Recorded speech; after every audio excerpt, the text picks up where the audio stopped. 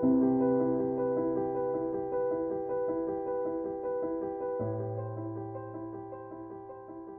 you think the private sector appreciates its role or the role it does play in this narrative?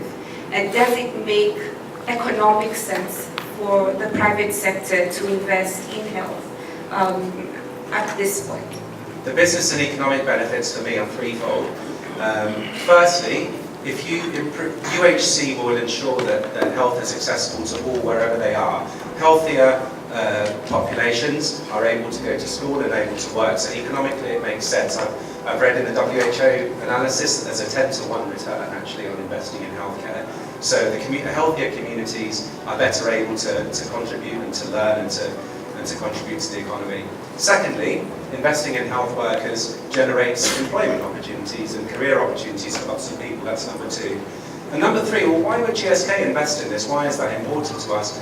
Well, actually, if we develop medicines and vaccines that are designed to save lives and reach those that need them, but we don't have the means for people to access them, then actually there's nothing that's been delivered.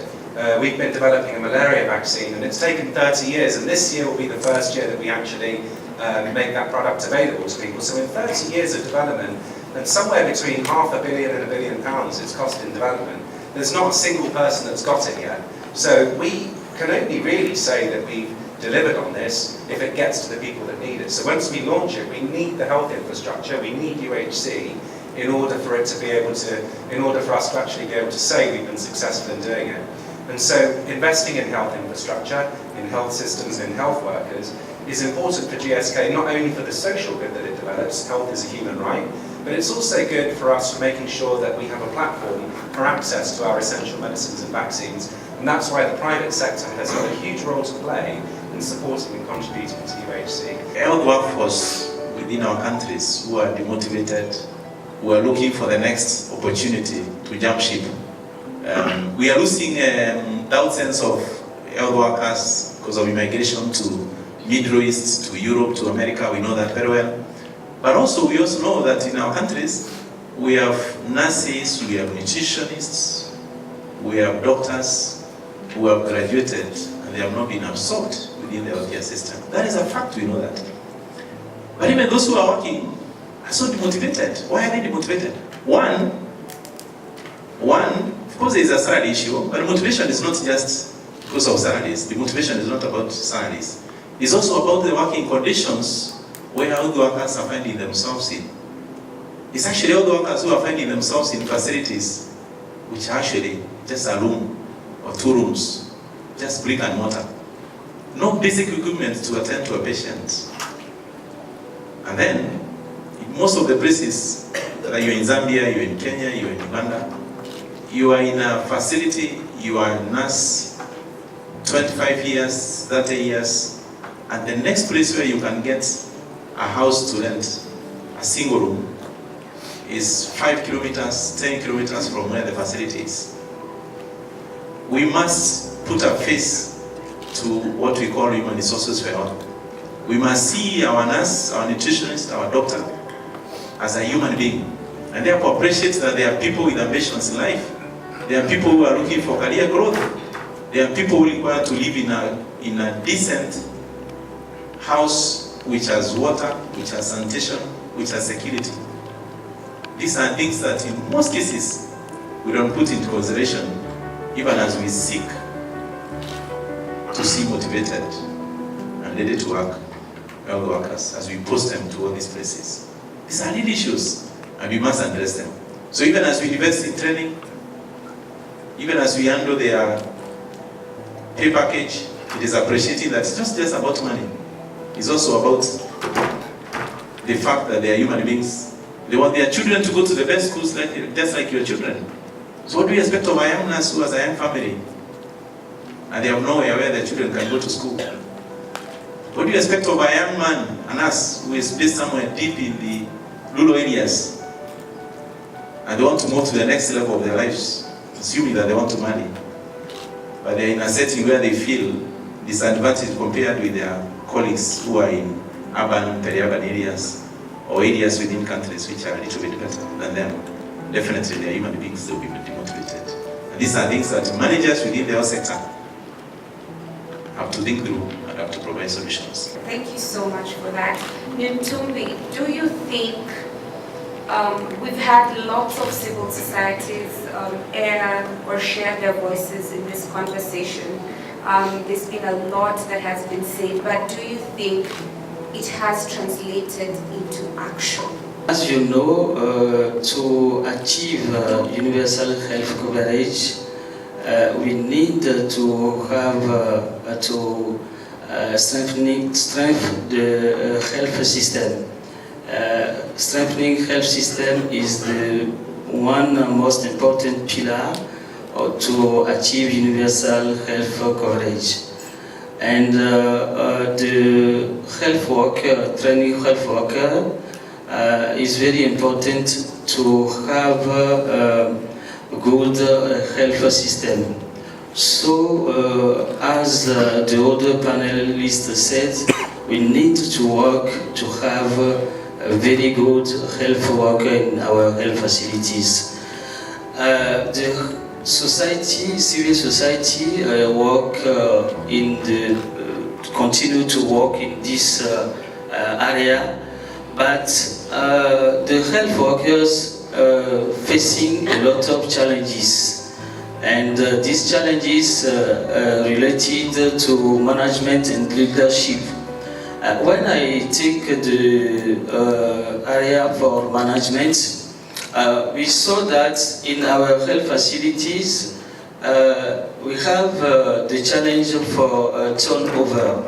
This challenge is very important because sometimes when we have health workers in the health facility, they did not stay a long time, and this didn't help them to achieve, to give a very good health care. So it is very important challenge. Another challenges are that in most of our health facilities we have a single health worker in it, and this gives them the overload work, and it is important to work on this challenge. Also, we have a challenge to management of the team in health facility, because as you know, our health system in Africa is on the hand of the government, and management and leadership is not important, is not very important for our government. Management and leadership is often lack in our government. So we have exactly the same thing in the health system. And the civil society are working to try to improve this. But unfortunately, we are facing of the difficulties with the government, because when I take the policy according to relative to the turnover, for example, this policy said that we can move health worker as he wants. So did not help the society, civil society, to implement our program to help the system to be improved. So even if health society have a good idea to improve this system, we are facing to the barriers of the government often. And I think we must work to change the policy. We must make advocacy to change the policy related to the health worker in our health system. Thank you. Coming together calls for agreement. When institutions come together, it means that they have a common goal, a common understanding. The civil society and government, number one, should realize that they only have one enemy. And this enemy is called disease and infirmity. And in the community where the civil society operates, in the community where government operates, we have people. We have people that are willing to save. In 2010, the government of the Republic of Zambia developed what was called the Zambia National Community Health Worker Strategic Plan. And the idea was to tap the talent from the civil society. The idea was to tap what is it that we can package for our colleagues in the society to contribute to healthcare delivery along the continuum of care. What is it that somebody can do? Not something that is very, very critical, not something that requires rocket science. Just something within your confinement that you can manage to contribute so that that woman does not die from obstetric-related hemorrhages. That woman does not die from hypertensive-related illnesses in pregnancy. So that this baby is monitored to grow. Do you need biochemistry to weigh a baby? The answer is no. Those are engagements that the civil society should bring on the table. And so the government opened 2 training institutions, one in Ndola on the Copper Belt, the other one in Kawe, where AMREF and Child Fund helped us to develop a curriculum for a community health worker, so that the society begins to see their role. The society identified the people, not based on higher qualifications, but based on the package and the competencies that we were looking at. And then these are people that are trained to go there in the community, to wear the babies, to direct the referrals for the mothers. And a framework is put in place. So society again gives us checks to say, yes, you have these people that are handling the community at their level, given a package that they can manage it within their scope of practice. But how do you regulate them? And the regulation was put in place and registered and trained for 1 year with basic components of competencies and scope of practice. Those are engagements. We need to come to realization that we only fight one enemy called disease and infirmity. It really echoes what this is all about. It's about coming together collaboratively and coming up with solutions that work for us. Just coming from the conversation that Dr. Kimathi did have about, why the health workers or practitioners are not incentivized and they're demotivated a lot of times. Dr. Belamed, what in your perspective can we do to help our health workers be motivated? In our everyday work, my colleague talked about community health workers. This is the first respondent, the people who are in the community, and they are oftentimes we kind of like forget, as George very well said, it's financial, but it's not only financial. They're human beings. They want a decent living for their family. So one thing, for example, in Mali, community offer a place to live. They offer other incentives. They take care of the children, or they pay for some of their needs, or some of their food, or they bring them even food instead of paying in money. And we did actually a study, Save the Children. We have community health workers programs in pretty much all over Francophone Africa. And we did a study trying to find what motivates the community health worker. And interestingly enough, financial was not the first thing that comes up.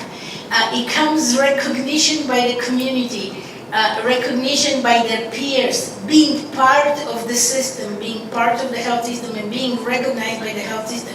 Because we all work with community health workers, we all use them, but they're not really, there are very, very few countries, there are maybe 4 or 5 countries that the health system has really recognized them.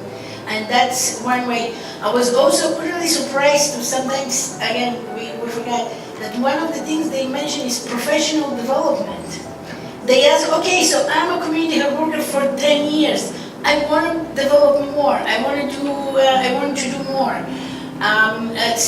There is, we're trying to do the best we can with, especially the NGO sectors with the amount of money that we have, but civil society definitely, and also NGOs and the private sector, we have actually to advocate so they become part of the system. So some of them actually talking about the financial remuneration, they say we don't, because there is a lot of talk that they actually get paid a lot by vertical programs and they kind of like make quite a bit of money. And they say, no, we want actually, even if it's a small payment, we want a small payment but regular and recognition. Again, also having a lot of them said, when asked why we became a community health worker, they say, well, now I have a better status in society. My family actually recognizes me, especially women actually said that this empowers them and they now have a different standing in the family. So yeah, so those are things that we have to think and not always think about the dollar sign in front. It's important, but it's not the main thing. You mentioned something very interesting, and that's the issue of data. Data is key at this time. And Dr. Kimathi, you did mention something to do with innovation. So how are we leveraging data and innovation to inform the community health worker to prioritize on what areas need more help than other areas?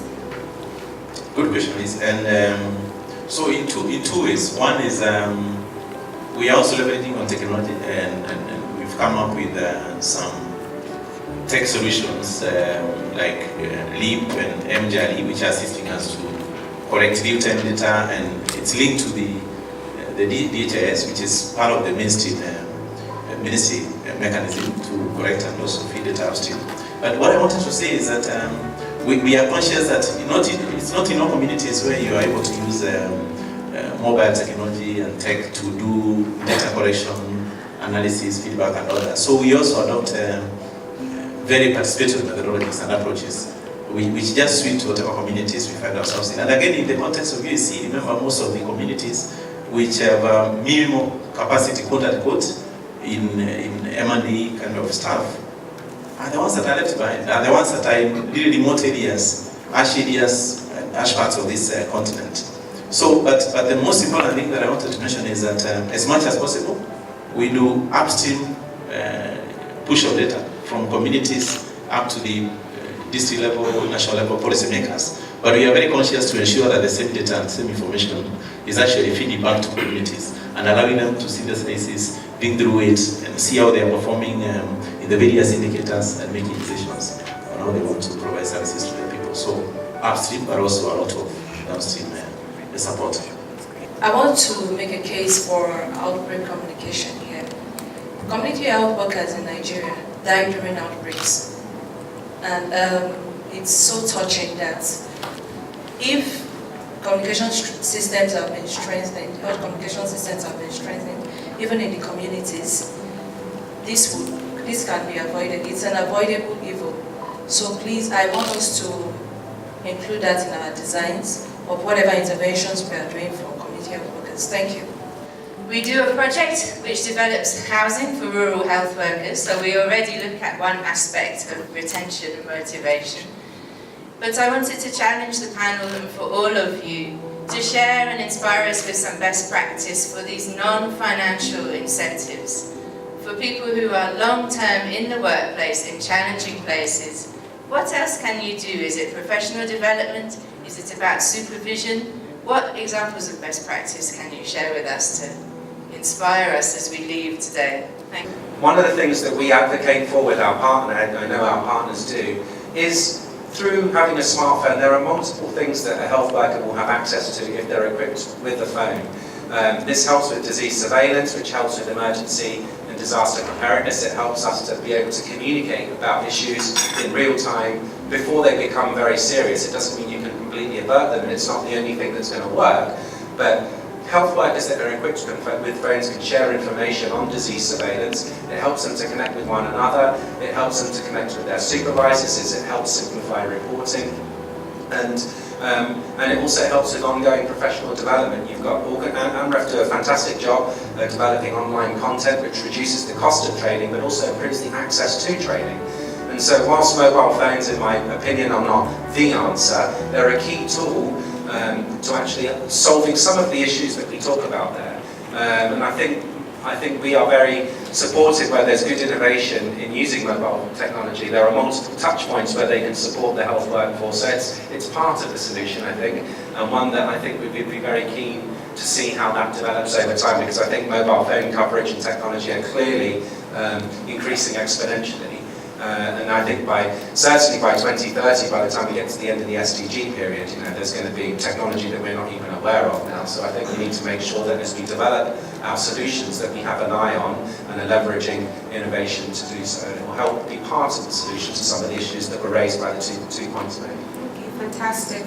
Dr. Banda, just very quickly, your comments on, strengthening the communication systems, especially during outbreaks. If we are to strengthen communication, we have to be a society that should be able and ready to absorb technology. We need to use technology to scale up anything that we want to do, including the training targets can be scaled up using technology. You didn't ask me to share our scenario, but I will tell you that in Zambia, we piloted and started and even implemented the use of technology and communication systems to train pre-service registered nurses at diploma level. That was enhanced using blended approach. That was enhanced communicating to all the partners and the society and the community. So if we hide the information that we have and we do not want to share it using platforms that work, then we are going in the very depth of destruction. We've talked a lot about the role of government, the role of civil society, the role of NGOs and the private sector. But what is our role as us? Yeah, just a common person. I know civil society has done fantastic work in creating awareness and advocacy, telling people to go have health checks. But what can we do as us to make sure that we are part of the conversation of UHC? We have a very important role, and with our communities, because all of us, we are also a community. And so when we are on the community, we need to consider these health workers. It is very important because this gives them the proud to work better. And for example, at CARE we have experience to create a space, meeting a space between health workers and the community. And this space gives them the opportunity to discuss about the difficulties and to have a solution of the problem that they meet at the health center.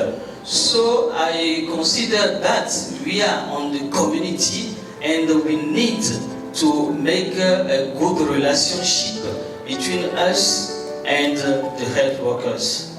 My name is Janelle Williams. I'm with Global Health Action, and I'm very honored to be here today and very honored to even see this panel. It's really encouraging and exciting that CHWs are part of the conversation. One of the things that I wanted to sort of share and sort of ask is this concept of, we're talking about health system strengthening, and so this is at one level, kind of above. We can visually see infrastructure, people, resources, we can see that. But I think what we're really all talking about is that behind the scenes, the roots of what either sustains or completely disintegrates and devolves whatever has been built. And I think that's the community system structure, right? And so I won't use the term community system strengthening, right? Because that could be potentially loaded based on funding mechanisms and thoughts around it.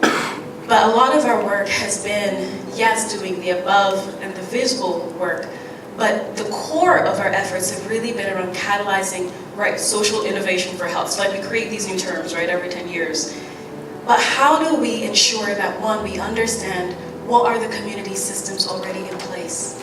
And the social fabric of society is broken or challenged or pulled apart, whatever is built above that is going to be reflected once the influx of funding and support is pulled out.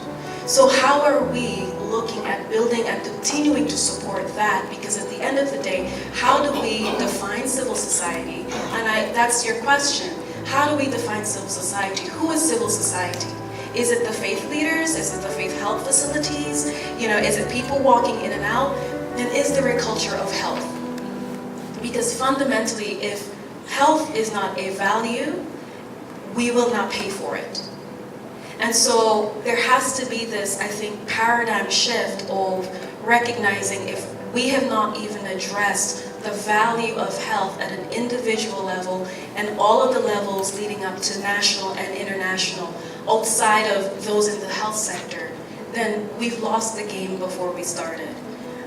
So I really sort of pose that to you as a comment, but also as a question of how are we collectively, actively thinking about changing that paradigm of working at the root system to support all the wonderful ideas that we have up here.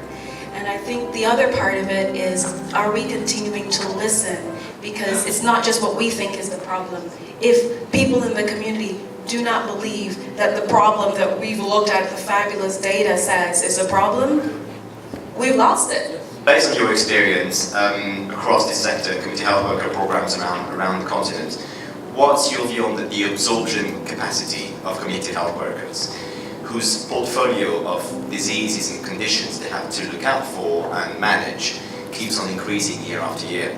I was in a presentation yesterday with community health workers in Kenya who were asked to identify and refer cases of obstetric fistula. I'd never heard this before, but apparently that's a new thing they have to do in some places. So what's your view on what's the limit? The issue of UHC is not a new one. The first declaration I think was about 42 years ago, and if I look at the picture now, it's still grim. How do we move from there? How do we get governments to be more accountable, to move from political rhetoric to actually matching their promises with real actions? Are we doing enough? How do we really get it to happen? And it's a question that's just been bugging me, and I'd like to throw it to you, being the experts, to help out. I'm now a product of community volunteering. I want to start here. Yes. I was trained to do business, but before I graduated, care was in Kabale. Then I was recruited as a community reproductive health worker. Wow. Wow. So I want to testify to all of you that it works. Wow.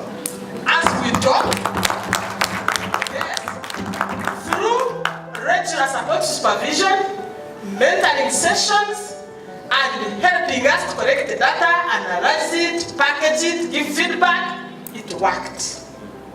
I'm now ahead of a civil society organization which is here, Kabale Women Involvement, because I passed through those stages in career development. And I want also to talk about how to work with governments. We are doing it and it has worked because we need to create platforms so that we will bring duty bearers and service users to deliberate, to get to engage. And you don't point fingers. So when they collectively look at identify critical issues and they discuss, we allocate responsibilities, who is supposed to do this and that. It is a business for all of us. For us in Kabale, when you identify an issue, it is not an issue of quid. We are working with other civil society organizations to advocate collectively. We are providing platforms so that citizens engage with the duty bearers and we own their concerns when we are working at them. When we succeed, the success belongs to all of us. Then how to empower citizens? We provide spaces for them to identify their needs. They have the solutions with them.